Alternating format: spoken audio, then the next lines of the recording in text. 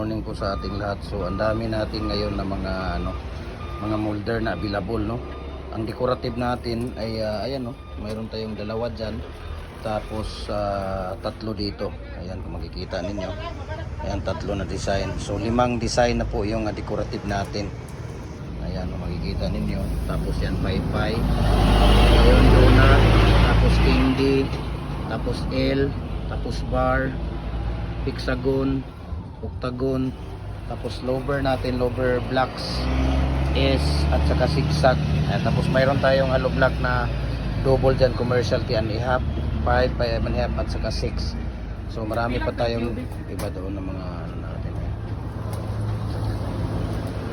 Ayan, so marami tayong stock ngayon, no? At ito, may mga nagmamay-ari na nito.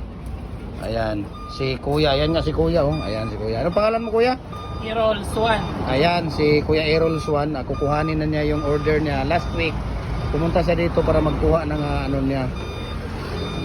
molder ng Pins Concrete Post, Kuya, di ba? Tapos ngayon kukuhanin niya yung hollow blocks niya na ayan, at saka kukuha pa daw siya ng size yata.